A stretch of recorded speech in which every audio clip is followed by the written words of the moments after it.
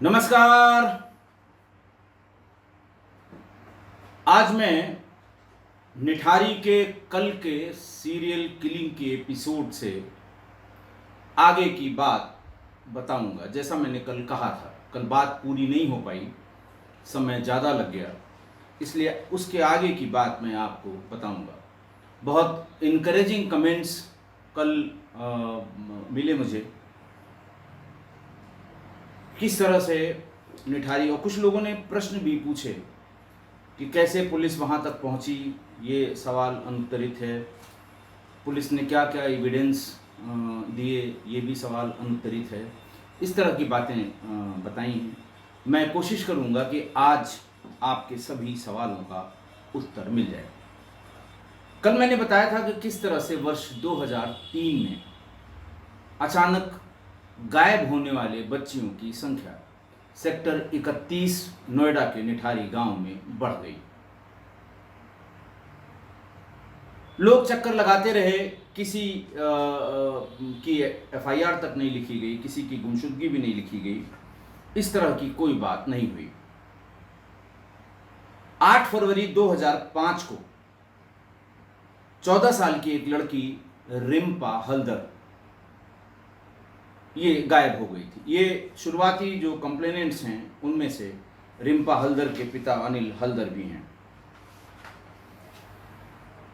उसके बाद जो इम्पॉर्टेंट गुमशुदगी हुई वो 27 वर्ष की पायल थी, जिसके पिता नंदलाल और मां सुनीता देवी ने बड़ी कोशिश की। जब एफआईआर नहीं लिखी गई तो चीफ जुडिशियल मजिस्ट्रेट सीजीएम के यहाँ से एक आदेश कराकर उन्होंने अपनी पायल की गुमशुदगी की, पायल के गायब होने की एक प्रॉपर एफआईआर करवाई। अगली जो 20 वर्ष की बच्ची गायब हुई उसका नाम था पिंकी सरकार। इसके पिता जतिन सरकार और मां वंदना सरकार, ये दोनों नाम आप याद रखिएगा। उसके बाद बहरहाल बहुत ढेर सारे नरकंकाल मिले, पुलिस ने गिरफ्तार किया सुरेंद्र कोहली को, पंडेर को। बहुत दबाव पड़ा, गांधीनगर भेज के इनकी ब्रेन मैपिंग नार्को टेस्ट कराया गया।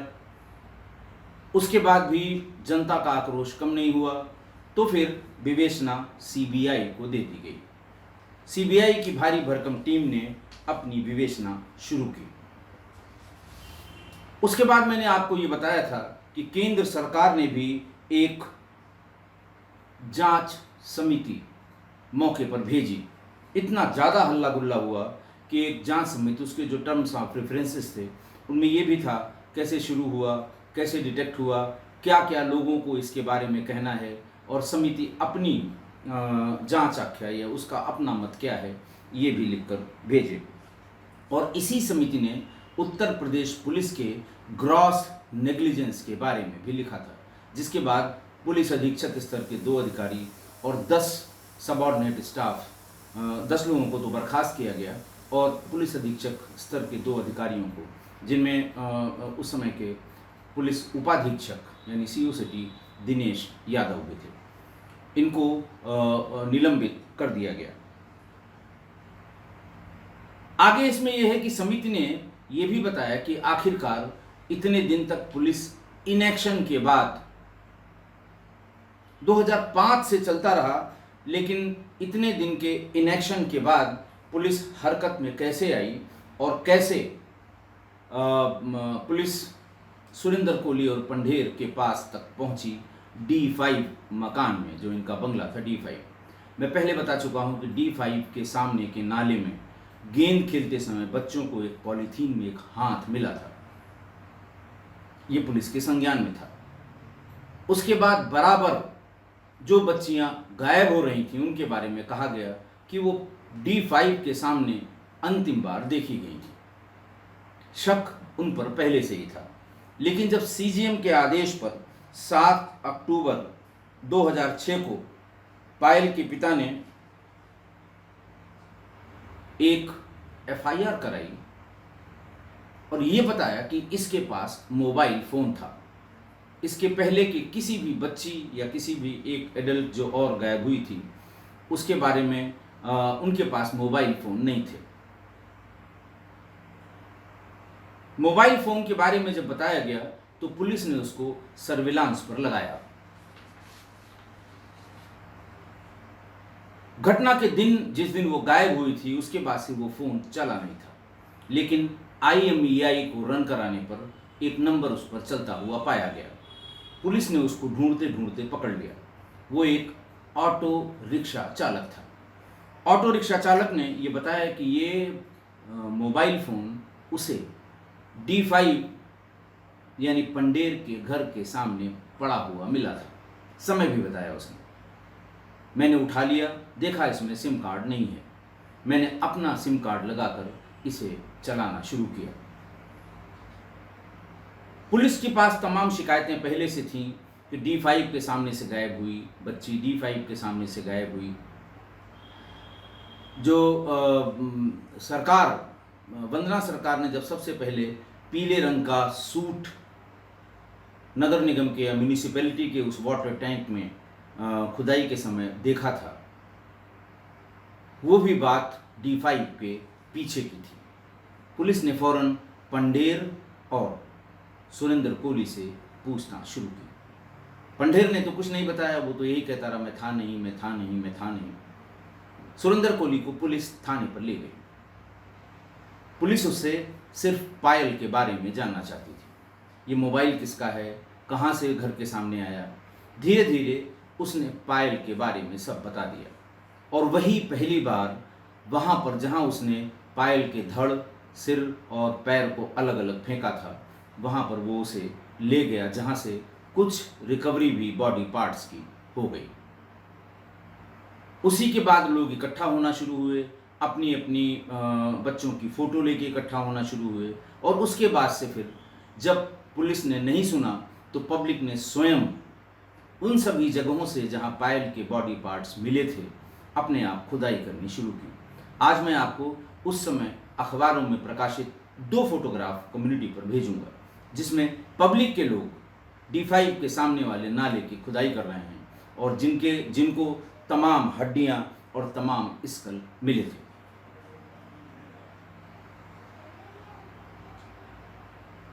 इस तरह से इस घटना के अनावरण की शुरुआत हुई।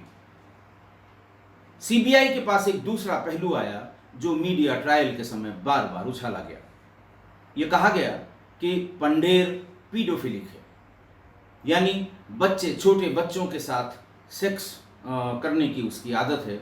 और ये भी मीडिया ने अपनी तरफ से जोड़ा कि संभवतः वो इसकी CD बनाकर या इसकी वीडियो बनाकर विदेशों में ऊंचे दाम पर बेचता होगा।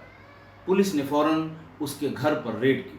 उसके घर पर एक जो लुधियाना का जो उसका घर था, वहाँ जब दबिश हुई तो उसके यहाँ एक लैपटॉप जिसमें वेबकैम अलग से लगा हुआ था वो मिल गया। तमाम और इलेक्ट्रॉनिक इक्विपमेंट्स उसके यहाँ से बरामद हुए जो उसके यूज़ के थे, जिसको वो यूज़ करता था। एक एक की जांच पड़ताल हुई। उसी बीच उन्हें एक फोटोग्राफ की भी रिकवरी की उन लोगों ने, जिसमें कुछ छोटे छोटे बच्चे बिल्कुल नंगे और बहुत छोटे लेकिन बिना कपड़ों के पंडेर के आसपास खड़े हुए हैं। बस अखबार में ये फ़ोटो कैसे भी आ गई। बस ये हल्ला हो गया कि बस यही बात ही है, बच्चों के साथ वो यही सब करता था। और हालांकि बाद की जांच में ये पता लगा कि उसकी ग्रैंडसन और ग्रैंड डॉटर्स थे। और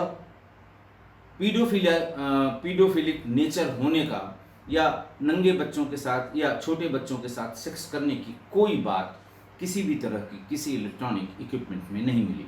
बाद में उसके घर वालों को ये वापस कर दिए गए, लैपटॉप भी वापस कर दिया गया, वेबकैम भी वापस कर दिया गया, बाकी इलेक्ट्रॉनिक एविडेंस भी वापस कर दिए गए। CBI ने अपनी चार्जशीट में इसका भी जिक्र किया है कि क्या मोडस ऑपरेंडी था कोहली का, सुरेंद्र कोहली का। उसमें लिखा है कि वो जिन बच्चियों को बरगला कर, किन्हीं को टॉफ़ी के बहाने, किन्हीं को चिप्स के, अब मैंने बताया कि सब लेबर मज़दूरों के बच्चे थे, पूरी बस्ती ही मज़दूरों की थी। छोटे बच्चे थे, किन्हीं को गेट पर खड़ा हो गया, आते जाते किसी बच्चे को टॉफ़ी, किसी को चॉकलेट, किसी को चिप्स दिखाकर भीतर ले जाता था। फिर उसे ऊपर अपने कमरे में, जिस कमरे में वो रहा करता था, अटैच बाथरूम और अटैच किचन का वो कमरा था, वहाँ ले जाता था। उनकी गला दबा के सबसे पहले हत्या कर देता था। फिर उनके सारे कपड़े निकाल कर फेंक देता था।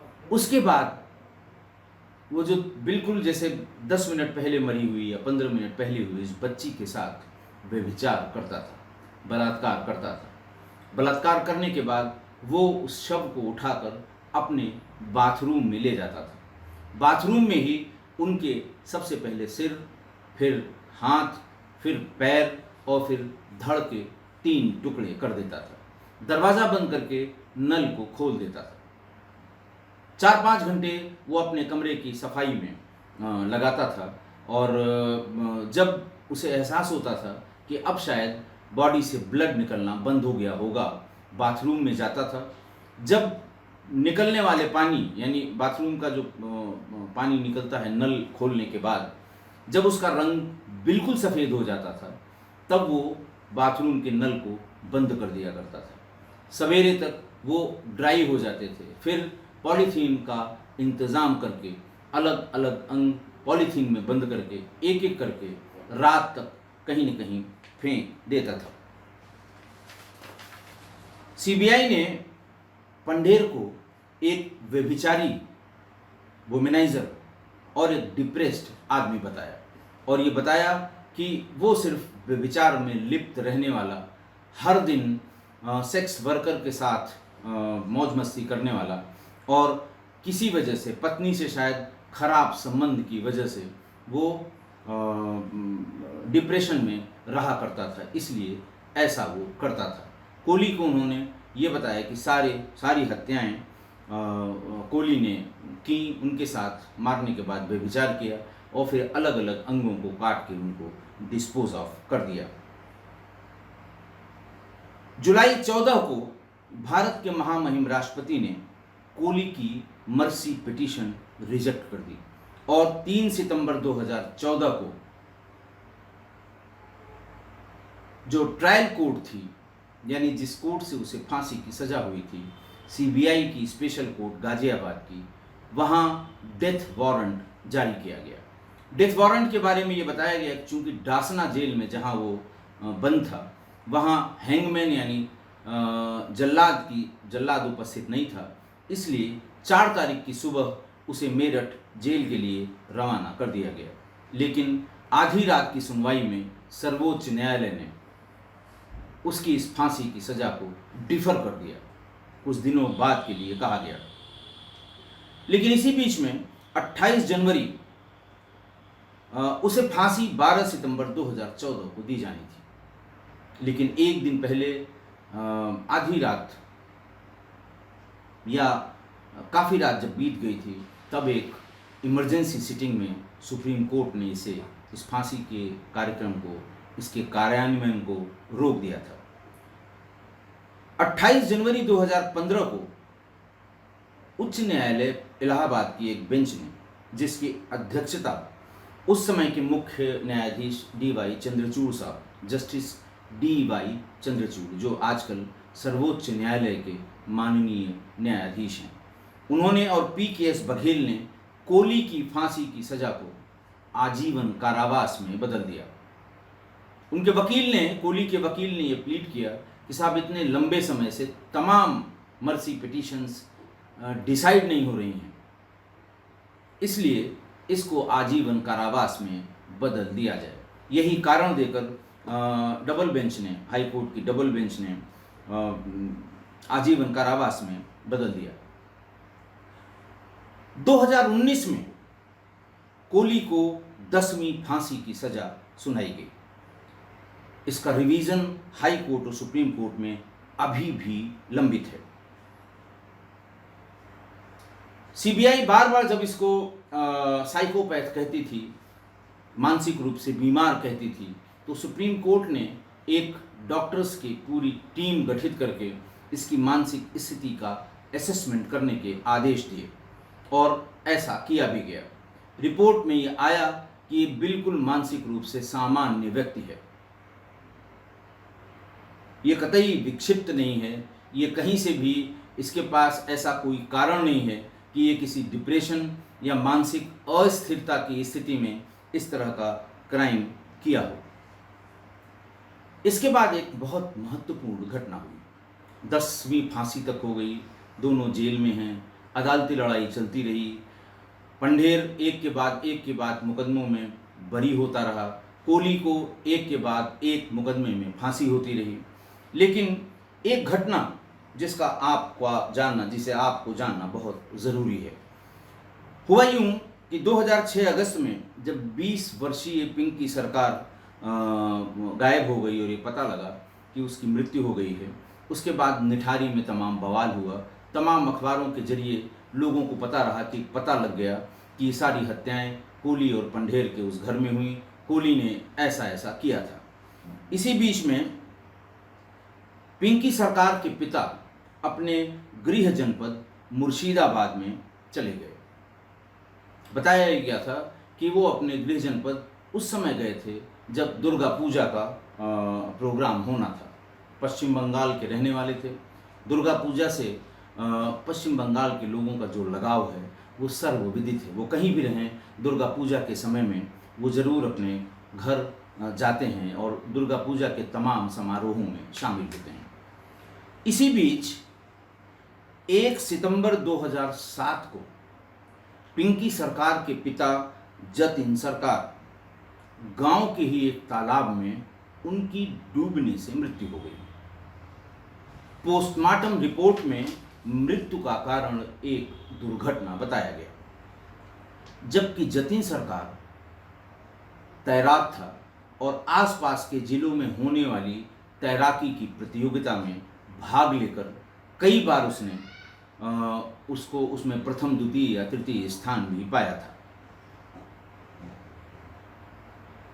जिस तालाब में वो डूबा हुआ मिला और पोस्टमार्टम हुआ, वहाँ पर मछली मारने वाले दूसरे व्यक्ति ने ये बताया कि वो 1 घंटे पहले तालाब के किनारे आया था, मछली मारने की तैयारी कर रहा था। मैं इस बीच में अपने बेटे को मछली का जो इक्विपमेंट, जो पकड़ने का वो डंडी और धागा होता है, वो देकर किसी काम से चला गया। मैं 15 मिनट बाद ही लौटा, लेकिन कहीं पर जतिन सरकार नहीं दिखाई दिया और थोड़ी देर बाद हल्ला हुआ, डूब गया मर गया, डूब गया मर गया। पुलिस आई, बॉडी निकाला। उसने कहा, साहब, जो आदमी 45 मिनट पहले बिल्कुल स्वस्थ, प्रसन्नचित्त और मछली मारने की तैयारी कर रहा हो और जो शौकिया तैराक हो और बड़ा तैराक हो, वो 1 ही घंटे में डूब के कैसे मर गया, ये बात समझ में नहीं आती है। गांव वालों ने ये बताया कि उसके सिर पर लाल रंग का एक गहरा नीलबू निशान, क्या लाल रंग की एक ऐसी चोट जिसमें ब्लड तो नहीं निकला था, लेकिन ऐसा लगता था कि किसी भारी वस्तु से चोट पहुंचाई गई है। जतिन सरकार की पत्नी वंदना सरकार भी अपने घर पे थी। उन्होंने ये बताया कि साहब, 1 घंटे पहले ये मछली मारने के लिए तालाब में निकले थे और 1 घंटे में ही इतना जल्दी सब हो गया, ये मेरी समझ के परे है। कारण पूछा गया तो उन्होंने बताया कि 3-4 दिन पहले एक फोन आया था। उसके पहले तो बहुत बार फोन भी आए और लोग भी आए, लेकिन 3-4 दिन पहले एक फोन आया था। फोन में फोन करने वाले व्यक्ति ने कहा कि मैं सीबीआई का मालिक विजय शंकर बोल रहा हूं और जो तुमने अदालत में बयान दिए हैं और जो तुमने 28 अप्रैल 2007 को एक केस फाइल किया है कोर्ट में, उसको वापस ले लो, नहीं इसका अंजाम बहुत बुरा होगा।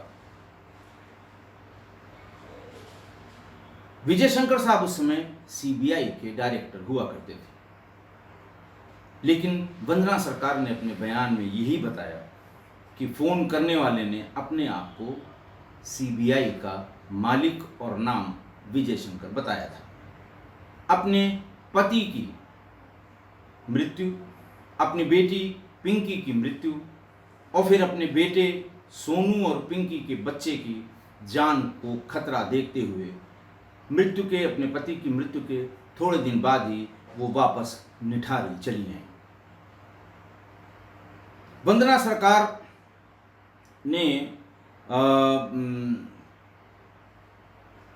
वहां वापस आकर सुप्रीम कोर्ट के वकील खालिद खान और शक्ति सिंह ढाकरे की मदद से सीबीआई में सुप्रीम कोर्ट में उस समय के सीबीआई के चीफ विजय शंकर के खिलाफ एक याचिका दायर की, जिसमें ये लिखा कि मेरी पति के मृत्यु के जिम्मेदार सीबीआई के चीफ विजय शंकर हैं। उसके मरने के तुरंत बाद दो और लोगों ने अपनी जान को खतरा बताते हुए सुप्रीम कोर्ट में अपने जान सुरक्षा दिए जाने की गुहार लगाई।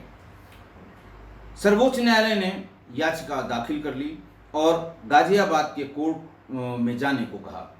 उन्होंने निर्देशित किया कि आप अपनी सुरक्षा के लिए गाजियाबाद की कोर्ट में जाएं। वंदना सरकार की इस रिट पर नोएडा पुलिस से सुप्रीम कोर्ट ने स्पष्टीकरण मांगा। जवाब में नोएडा पुलिस ने कहा कि उसके पास जतिन सरकार या उसके परिवार में किसी को जान का खतरा है, इस आशय का कोई प्रार्थना पत्र प्राप्त नहीं हुआ। मैं आपको ये बता दूं कि ये याचिका आज भी सुप्रीम कोर्ट में लंबित है, जिसमें तत्कालीन सीबीआई निदेशक विजय शंकर के विरुद्ध इस तरह के आरोप लगाए गए हैं।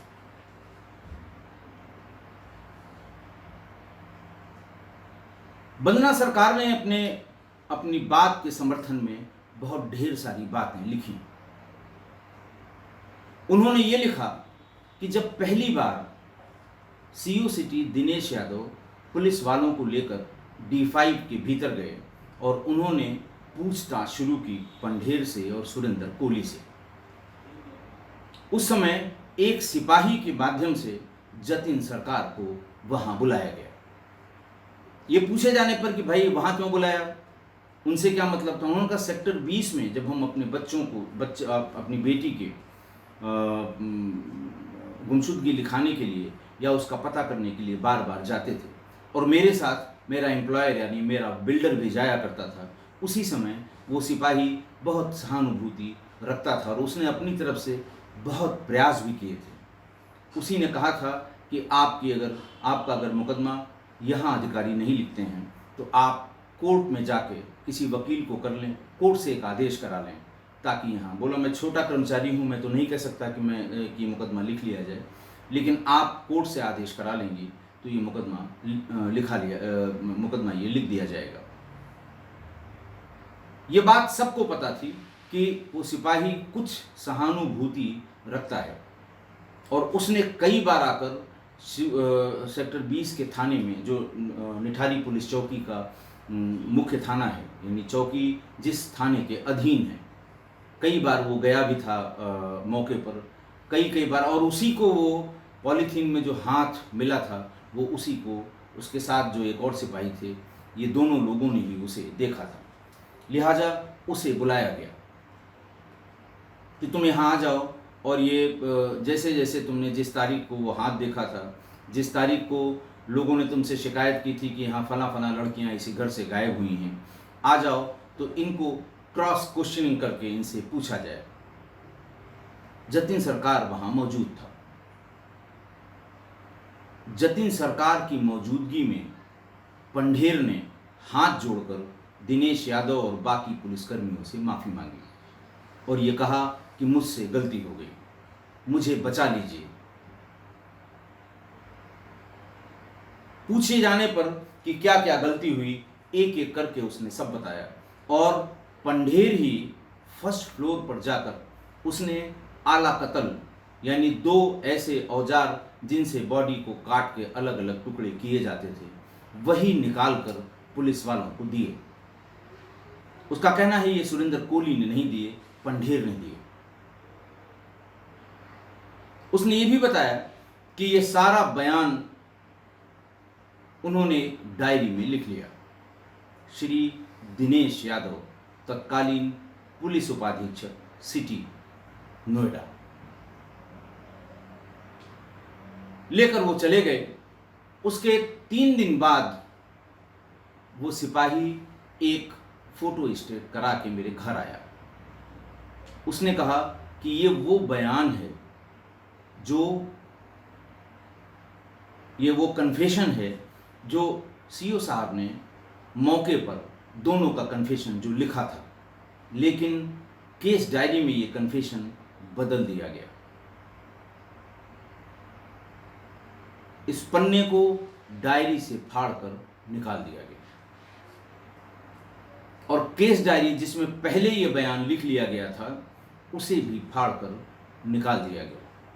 इसके पहले कि वो फाड़कर फेंका जाता, मैंने उस केस डायरी के, जिसमें ये डायरी के पन्नों की लिखावट को हूबहू लिखा गया था, उसकी फोटोकॉपी करा ली है। वो फोटोकॉपी देते हुए उस सिपाही ने कहा, वंदना से कहा कि इसे संभाल कर रखना, ये तुम्हारे काम आएगा, क्योंकि इसमें ऐसी बातें लिखी हैं जो अगर अदालत में गई तो इस बात की पोल खुल जाएगी कि पंढेर को पुलिस क्यों बचा रही है।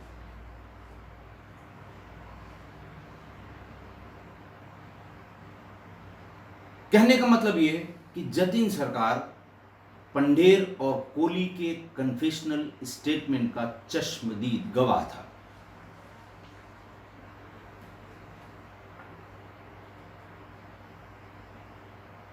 जब खालिद खान को यह बात बताई गई तो खालिद खान ने कहा कि हाँ, मेरी जानकारी में है। खालिद खान इसलिए क्योंकि 6 परिवारों के वकील थे, 6 ऐसे परिवारों के जिनका ये कहना था कि ये सब पंढेर का किया हुआ है, लेकिन पंढेर को सीबीआई और पुलिस अधिकारी बचा रहे हैं और हमारी बच्चियों के साथ न्याय नहीं हो रहा है। उन 6 परिवारों में जतिन सरकार का भी परिवार था। जतिन सरकार, वंदना सरकार, हलधर, नंदलाल, ये सब, यानी पायल का परिवार, रिम्पा हलधर का परिवार और एक और जो लड़की थी उसका परिवार, इन सब के वो वकील थे। उन्होंने कहा कि हाँ, मुझे ये बात पता है, पिंकी सरकार और पायल, कि हाँ, मुझे ये बात है, गलती मुझसे हुई। मैंने सोचा था कि एक कोर्ट में बयान कराकर मैं इसको सार्वजनिक करूंगा, तभी सीबीआई इसका कॉग्निजेंस लेगी, वरना ये मामला यहीं दबा दिया जाएगा। वकील खालिद खान ने बताया कि जिस केस डायरी की फोटोकॉपी, ओरिजिनल फोटोकॉपी उसने दे दी थी, जिसमें उसका इकबालिया बयान लिखा हुआ था, उसकी जानकारी न तो सीबीआई को थी न जिला पुलिस को थी। और वंदना ने यह बताया कि चूंकि वो पंढेर के इकबालिया बयान का चश्मदीद था, पुलिस के तमाम लोग उसके घर पर आते थे और उससे कहते थे कि तुम अपना केस वापस कर लो, तुम ये लिख के दो कि मुझे कुछ पता नहीं है। वंदना ने यहाँ तक बताया कि सुबह सुबह आ जाते थे लोग, 4-4, 5-5 आदमी, बहुत डराते थे, धमकाते थे और कम से कम 2 बार एक बैग में बहुत ढेर सारा पैसा लेकर आए थे और ये कहा था, ये पैसा रख लो, गांव चले जाओ, ऐश की ज़िंदगी जियो, यहाँ के चक्कर में मत पड़ना, कभी किसी अदालत में या किसी के बुलाने पर किसी तरह का बयान मत देना। हम दोनों लोगों ने, यानी हमारे पति जतिन और मैंने, ये कह के पैसा लेने से इनकार कर दिया कि हम अपनी बेटी को ऊपर क्या मुंह दिखाएंगे, कि उसकी मौत का हमने सौदा कर लिया। उसका ये कहना है कि चूंकि आने वाले लोग सादे में हुआ करते थे। तो ये समझ में नहीं आता था कि ये कौन सी पुलिस के लोग हैं, लेकिन वो अपने को सीबीआई का ही बताते थे। बहुत ज़्यादा प्रेशराइज करने पर जब ये परेशान हुए तो अनिल हल्दर और जतिन सरकार, वंदना सरकार, ये सब वहाँ एक लोकल सोशल एक्टिविस्ट हैं उषा ठाकुर, उनके पास गए और उनसे बताया कि पता नहीं क्यों बहुत ज़्यादा परेशान किया जा रहा है, पैसे देने की बात की जा रही है और ये कहा जा रहा है कि न तुमने कुछ देखा है न कुछ सुना है, इस तरह के कोई बयान नहीं देना, और जो तुमने सुप्रीम कोर्ट में और लोकल कोर्ट में अर्जियां लगाई हैं ये सब वापस कर लो। कई दिनों तक उषा ठाकुर रात में उनके घर भी रहीं, लेकिन जब जब वो घर आती थी फिर कोई नहीं आता था। उन्होंने बार बार जतिन और वंदना को कहा कि तुम छोड़कर यहाँ से मत जाना, तुम यहीं निठारी में रहो, यहाँ तुम ज़्यादा सुरक्षित हो। लेकिन वो दोनों इतना डर गए कि दुर्गा पूजा के बहाने अपने गांव मुर्शिदाबाद चले गए। एक डेवलपमेंट और हुआ, एक तो ये कि तत्कालीन सीबीआई के निदेशक विजय शंकर के खिलाफ ये याचिका अभी भी पेंडिंग है सुप्रीम कोर्ट में, और दूसरा ये कि एक केस डायरी जो इकबालिया बयान की थी उसकी एक फोटोकॉपी वंदना सरकार के पास थी। जिन 5-6 लोगों ने पुलिस के खिलाफ बयान दिया था, जिन 5-6 लोगों ने वकील की सहायता से कोर्ट में ये हलफनामे दिए थे कि पुलिस ने पैसा लेकर पंडेर को बचाने की कोशिश की, पुलिस ने पैसा लिया है, पंडेर का ये इकबालिया बयान था, पुलिस ने उसका कोई जिक्र कहीं नहीं किया है। उनमें एक नंदलाल भी थे। मैंने आपको बताया कि नंदलाल की बेटी पायल, जिसकी उम्र 27 साल थी, नंदलाल और सुनीता देवी, सीबीआई ने उनका पहले बयान कराया था। इसी बीच में अचानक सीबीआई ने 15 नवंबर 2007 को नंदलाल को अपने बयान में नए फैक्ट्स बताने के बहाने सीबीआई कोर्ट में प्रस्तुत किया। सीबीआई के काउंसिल ने उसका बयान लिखाना शुरू किया। नंदलाल ने पुराने दिए गए सारे बयानों को सिरे से नकार दिया। उसने कहा कि किसी तरह का इकबालिया बयान पंडेर ने मौके पर सीओ को नहीं दिया था, किसी तरह का पैसा पुलिस ने नहीं लिया था, और ऐसा लगता है, काउंसिल ने यह भी बताया कि ऐसा लगता है कि जतिन सरकार के मारे जाने या मरने के बाद ये डर गया, इसलिए ये होस्टाइल हो गया। पूरा बयान जो उसने दे रखा था पहले, उसके एकदम उलट बयान सीबीआई के काउंसिल ने, यानी सीबीआई की सहमति से वहां पर लिखवाया। उसका ये बयान देखकर सन्न रह गए सभी लोग कि आखिर ऐसा क्या हो गया कि सीबीआई खुद इसको होस्टाइल करा रही है। वकील खान ने नंदलाल के विरुद्ध सीजीएम गाजियाबाद की अदालत में एक प्रीजुरी याचिका, यानी झूठा बयान देने की, झूठा हलफनामा देने की एक याचिका दाखिल की और ये कहा कि इसके 2 बयान हैं, दोनों की कॉपी लगाई। या तो पहला बयान सही था या दूसरा बयान सही है, या तो पहला गलत है या दूसरा गलत है, दोनों सही नहीं हो सकते या दोनों गलत नहीं हो सकते। इस पर सुनवाई हुई। चूंकि सीबीआई की स्पेशल जज रमा जैन उसके पहले बयान में वही पीठ पर थी, वही जिसको वो कहते हैं डायस पर थी, वही उस समय सीबीआई की स्पेशल जज थी। रमा जैन ने सीजीएम की अदालत में बतौर गवाह पेश होकर ये बताया कि इसने उस समय क्या क्या बयान दिए थे, किस मानसिक स्थिति में था, कितने सवाल पूछने पर उसका क्या रिएक्शन था, और मेरे हिसाब से वही उसका बयान सही है। दूसरा बयान वो या तो किसी के दबाव में या किसी लालच में या किसी डर में वो दे रहा है। सीजेएम गाजियाबाद की अदालत में इसकी सुनवाई होने के बाद नंदलाल के विरुद्ध सजा सुनाई गई, लेकिन नंदलाल वहां से फरार हो गया। सीबीआई को यह आदेश था उसे ढूंढ के ले आए, लेकिन वो कभी ढूंढ कर नहीं लाई, क्योंकि उसी ने गवाह को पेश करा के वो होस्टाइल वाला बयान कराया था। बाद में उसके एक वकील ने हाई कोर्ट से इसका स्टे भी ले लिया।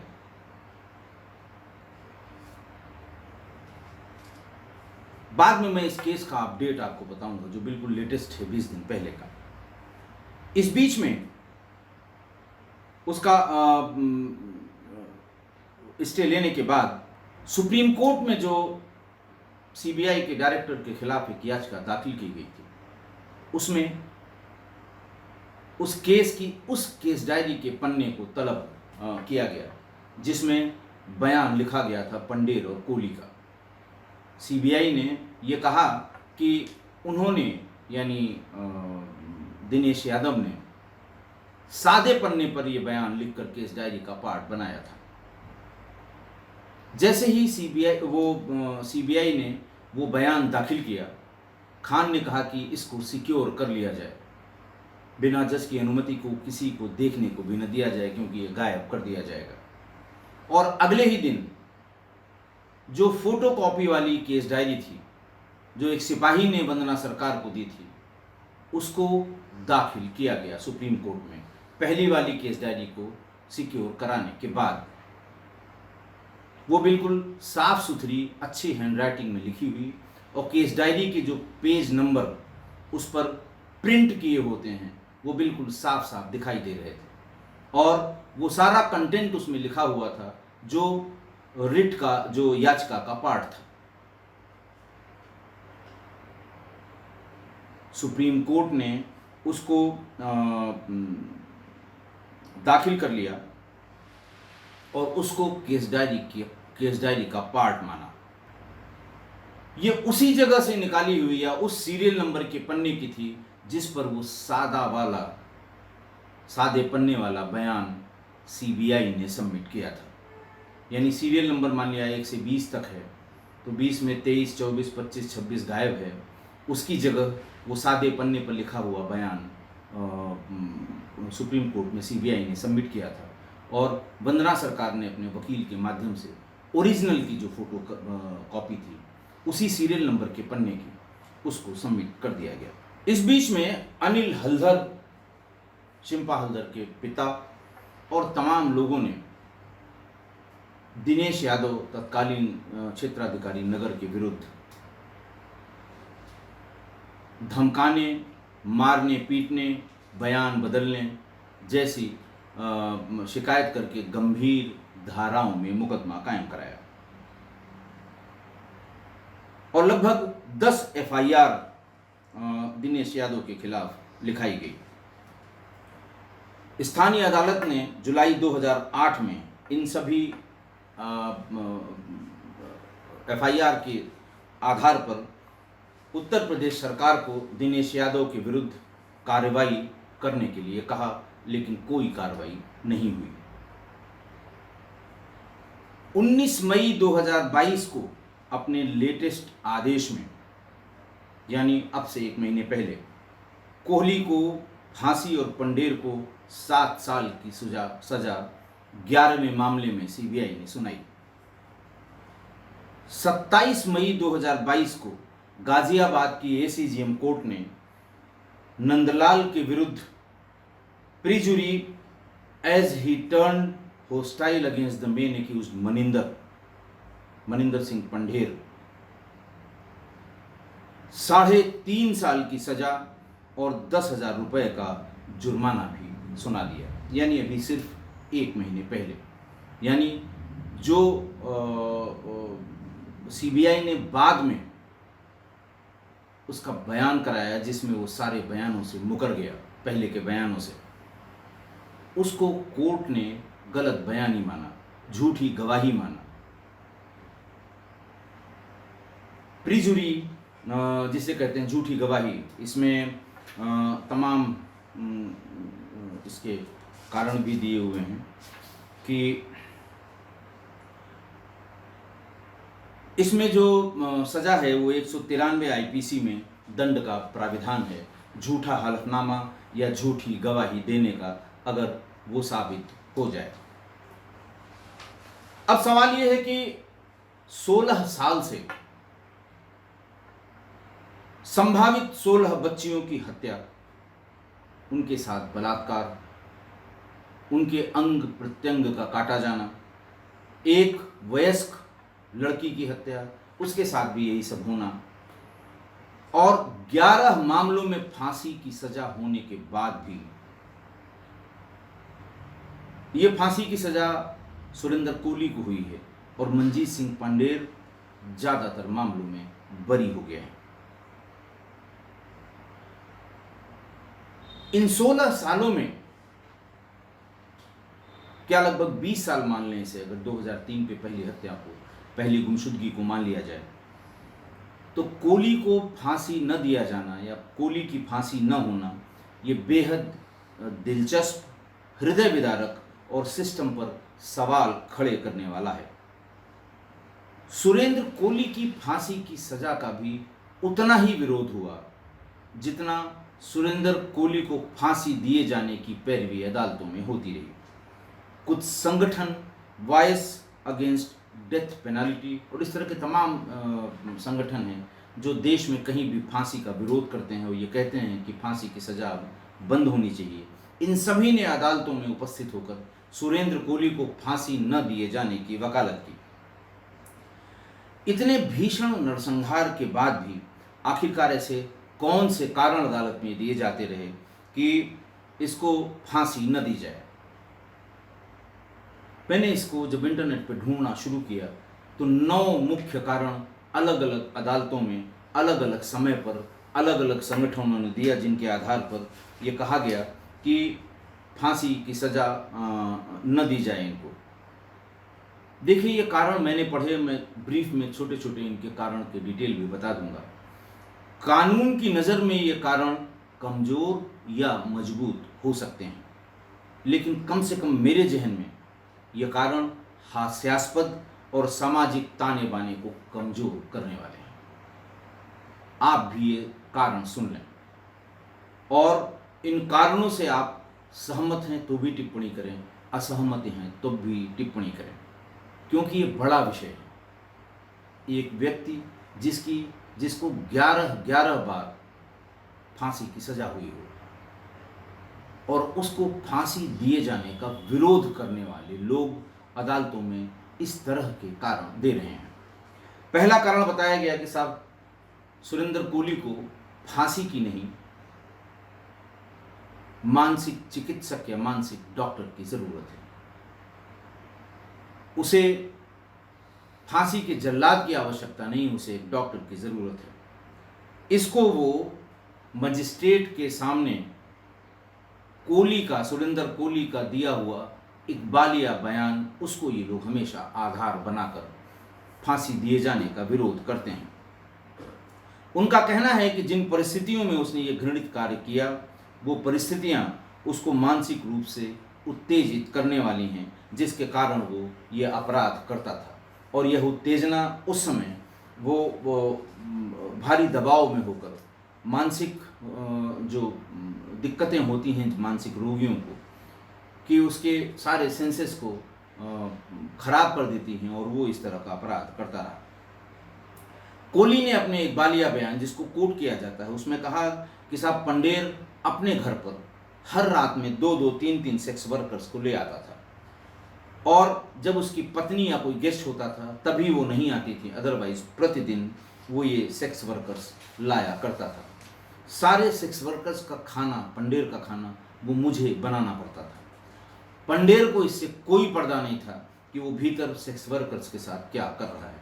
मैं भी देखता था उसे, और कभी कभी जब बुलाए गए समय पर सेक्स वर्कर्स नहीं आती थी तो पांडेर मुझसे कहता था, ये उसके इकबालिया बयान का पार्ट है, कि जाओ ढूंढ कर लाओ।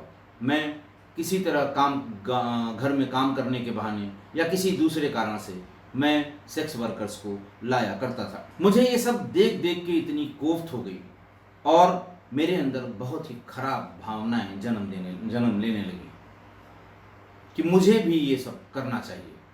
लेकिन इसके साथ साथ जिसके साथ मैं ऐसा करूं उसकी गर्दन काट दूं, उसकी शरीर निकाल दूं, उसका मैं बिल्कुल जिसको कहते हैं ऐसी तैसी कर दूं।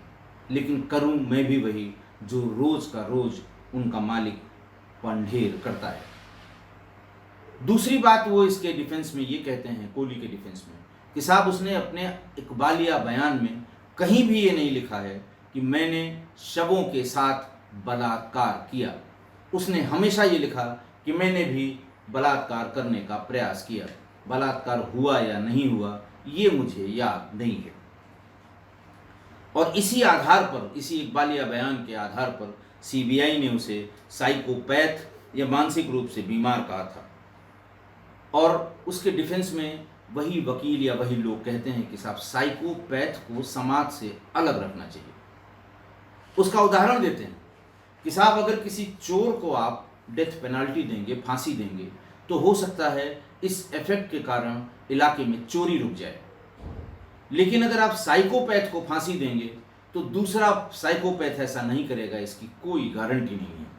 साइकोपैथ तो साइकोपैथ, वो फिर ऐसी घटनाएं करेगा, इसलिए फांसी नहीं देनी चाहिए। दूसरा वो कहते हैं कि साहब इस पूरे केस में सिर्फ एक अकाट्य साक्ष्य, वो है इसका इकबालिया बयान।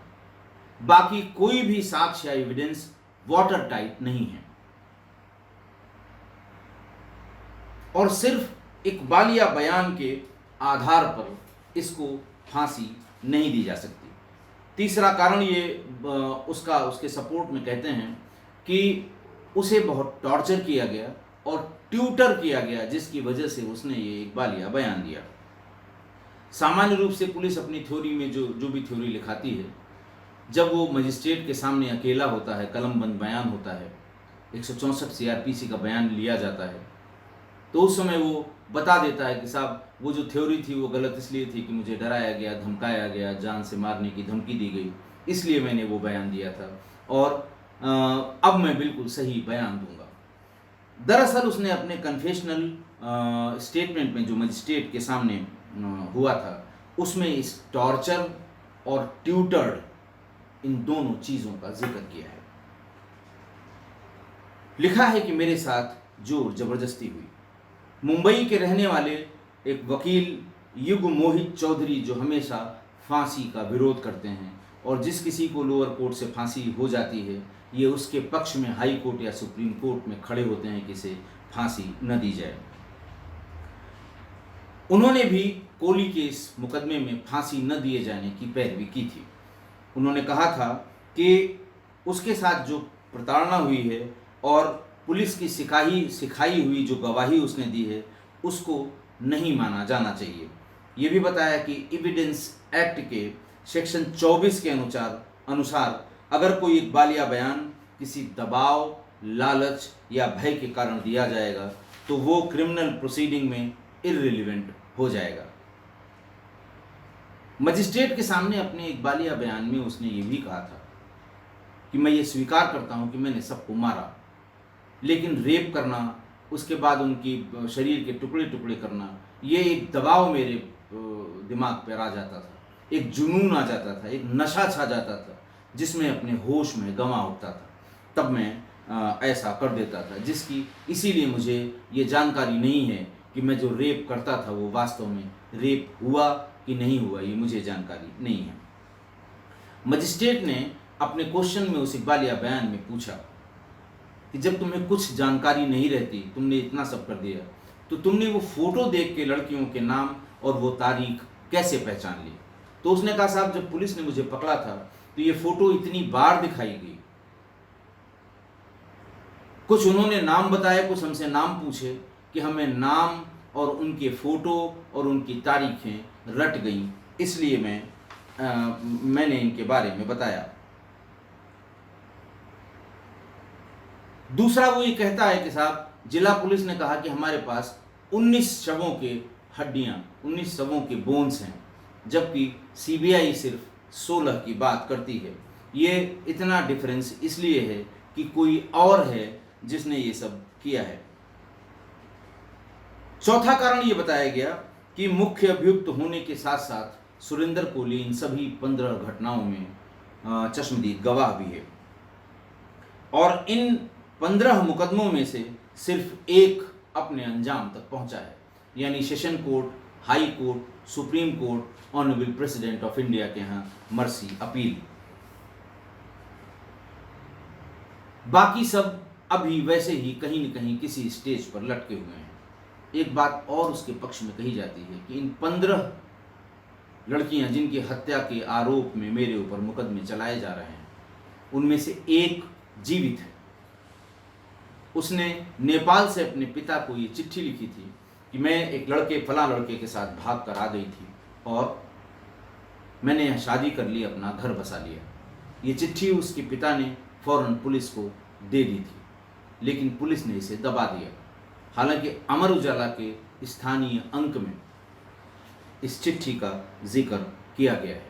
वो बार बार कहते हैं कि साहब पहले उस फांसी देने से पहले उस चिट्ठी की डिटेल विवेचना कर ली जाए कि जिस लड़की की हत्या का मुकदमा इसके ऊपर चल रहा है वो जिंदा है और शादी करके उसने नेपाल में अपना परिवार बसा लिया है। अगला कारण वो ये बताते हैं कि 2005 और 6 के बीच में निठारी गांव के आसपास कुल 58 लोग गायब हुए, जिनमें ज़्यादातर छोटी बच्चियां थीं। इनमें से कुछ वापस भी आ गए, लेकिन 14 बच्चे बच्चियों का 10 साल से कम उम्र की आज तक पता नहीं लगा। अगर सीरियल किलर सुरेंद्र कोहली है तो इन 14 का क्या हुआ, कहाँ है ये, किसने मार दिया, अभी तक क्यों नहीं पता लगा। इसकी भी जांच होनी चाहिए इसको फांसी देने के पहले। अगला कारण बताते हैं कि सुरेंद्र कोहली बहुत गरीब था। उसके जो वकील खड़े होते थे वो बहुत कम पैसे वाले थे, बहुत कम फीस वाले वकील खड़े होते थे। पंडेर ने अपने लिए बहुत बड़े बड़े वकील लगा रखे थे। इसकी किसी भी कोर्ट में सही तरीके से पैरवी नहीं हो पाई। गरीब है इसीलिए इसे फांसी पर चढ़ाया जा रहा है। अगला कारण उन्होंने कहा कि मानव अंग की तस्करी है। उस रिपोर्ट का हवाला दिया जिस रिपोर्ट में यह कहा गया कि हाथ, पैर और सिर तो मिले, लेकिन बीच के हिस्से, धड़ के हिस्से का न हड्डी मिली न कोई उसका कोई और अवयव मिला। तो ये बीच का हिस्सा कहाँ चला गया? स्पष्ट होता है कि बीच के हिस्से में ही सारे ऐसे मानव अंग होते हैं जिनकी तस्करी की जाती है, चाहे वो किडनी हो, चाहे वो लिवर हो, चाहे हार्ट हो, कुछ भी हो। और कोहली का बचाव करने वाले अदालत में ये पक्ष रखते हैं कि सीबीआई और जिला पुलिस दोनों ने ही बहुत जल्दबाजी में मानव अंगों की तस्करी के मामले को बिल्कुल साफ साफ मना कर दिया। नवा कारण ये बताते हैं कि क्या किसी को फांसी देने से क्रिमिनल जस्टिस सिस्टम के जो 4 स्तंभ हैं या जो उसके 4 कारण हैं, क्या वो खत्म हो जाएंगे? क्या वो उन कारणों को फॉलो नहीं किया जाएगा? जो 4 एम क्रिमिनल जस्टिस सिस्टम के बताए गए हैं वो है reformation, deterrence, protecting society from criminals and retribution. और ये तभी हो सकते हैं जब इसको आजीवन कारावास दी जाए। मारने से क्रिमिनल जस्टिस सिस्टम के इन 4 सिद्धांतों का उल्लंघन होगा, ऐसा ये लोग बताया करते हैं। रही बात सुरेंद्र कोहली की, बहुत ही शार्प, शातिर और चालाक अपराधी है। जब 3 सितंबर 2014 को इसका डेथ वारंट इशू किया गया और ये कहा गया कि डासना जेल में हैंगमैन यानी जल्लाद नहीं है, तो 4 तारीख को सवेरे इसे जेल के बाहर वज्र गाड़ी, वज्र वाहन जो रॉयट व्हीकल होती है, उसमें बिठाकर मेरठ ले जाने की तैयारी हो रही थी। इसे लाकर वज्र वाहन में बिठा दिया। जब वो गेट से निकलकर वज्र वाहन में बैठ रहा था तो उसकी नज़र 3-4 ऐसे लोगों पे पड़ी जो संभवतः पत्रकार थे। उसने उनको इशारा किया कि आप मेरी वाहन के सामने वज्र वाहन के पास आइए। वो आ गए।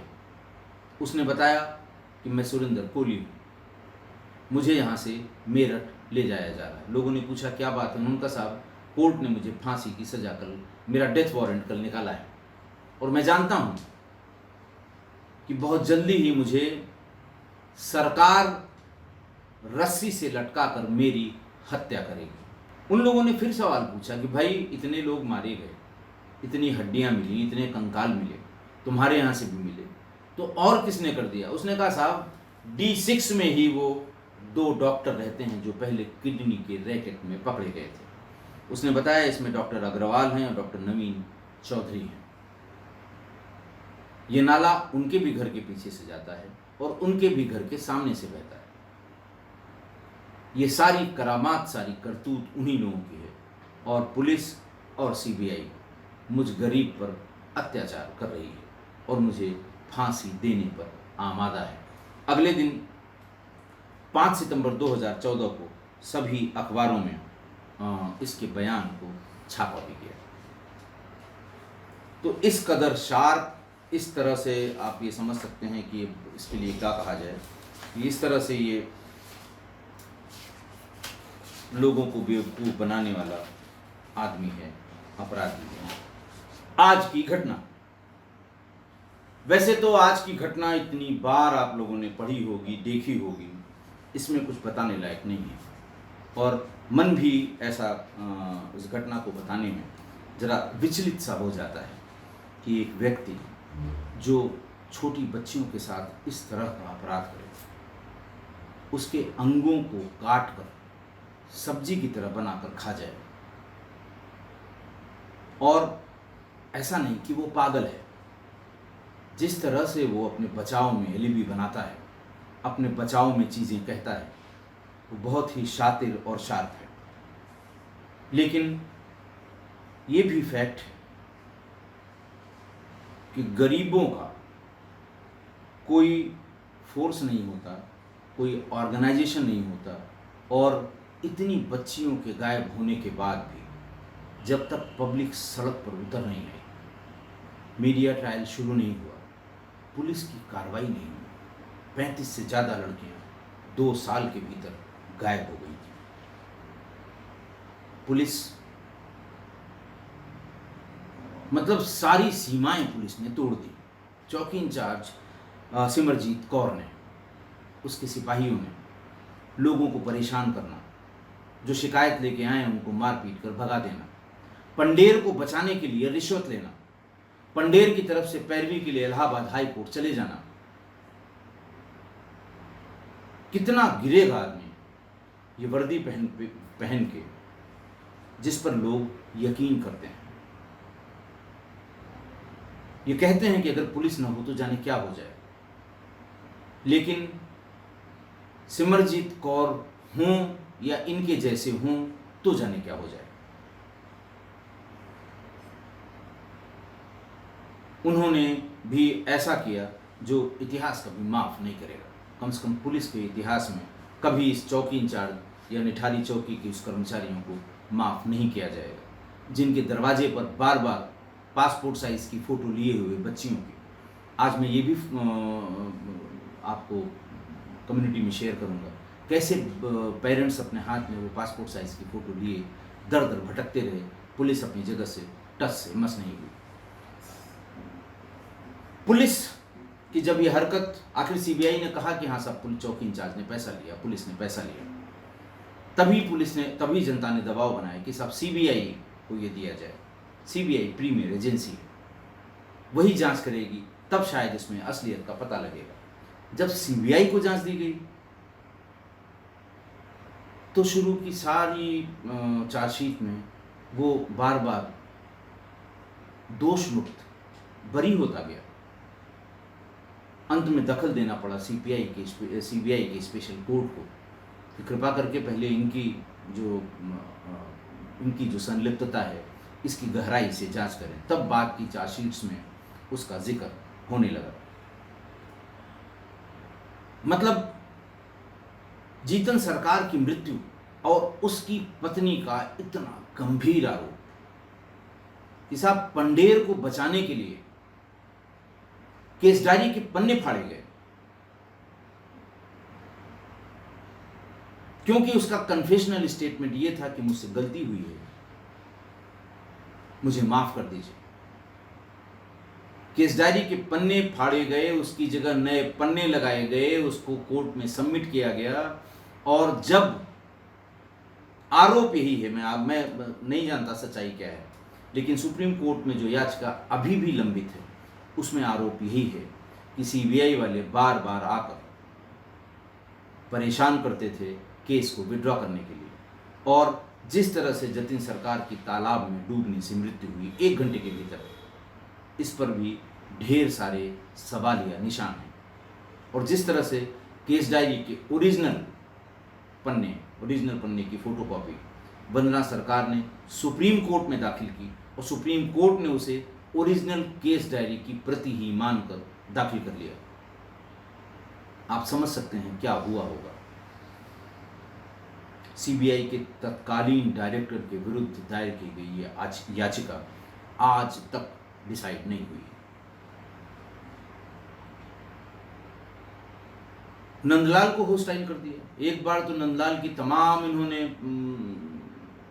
बयान कराए, उसी सीबीआई ने उसी बयान को ख़त्म कराने के लिए उसको होस्टाइल कर दिया। बाद में अपना बयान बदलने, झूठी गवाही देने के लिए उसे कोर्ट ने अभी 1 महीने पहले 2.5 साल की, 3.5 साल की शायद सज़ा भी सुना दी है। 3.5 साल की 31 मई 2022 को। आज 29 जून है 2022 की। तो गवाहों पर दबाव, लचर पैरवी, और दूसरा कारण ये भी कि ये भी उसी दौर की बात है जब मोबाइल फोन नहीं थे, सीसीटीवी नहीं थे, इंटरनेट नहीं था, जीपीएस लोकेशंस नहीं थी। इसीलिए ना तो जिला पुलिस ने और ना ही सीबीआई ने एक भी सीसीटीवी फुटेज दाखिल की है जो इस क्राइम से संबंधित हो। व्यवस्था पर या सिस्टम पर प्रश्न मुझे तो कम से कम नहीं खड़ा करना चाहिए, लेकिन क्योंकि मैं कभी इसी व्यवस्था का पार्ट एंड पार्सल रहा हूँ, कभी मैं इसी सिस्टम का पार्ट एंड पार्सल रहा हूँ, लेकिन इन 20 सालों में 20 बच्चियों का हत्यारा आज भी उसका कुछ नहीं बिगड़ा है। इस सत्य को कहाँ ले जाऊं, इस यथार्थ को कहाँ ले जाऊं? कुछ न कुछ कहीं न कहीं तो गलत है। इतना ही मैं कह सकता हूं। मैं बार बार कहता हूं किस्सा गोई परिवार के लोगों को कि अगर बच्चों से प्यार है तो उनको सारी स्वतंत्रता दीजिए, उनकी स्वतंत्रता पर कोई कुठाराघात मत करिए, लेकिन कृपा करके उन पर नज़र ज़रूर रखिए। आज के लिए बस इतना ही। बहुत बहुत धन्यवाद।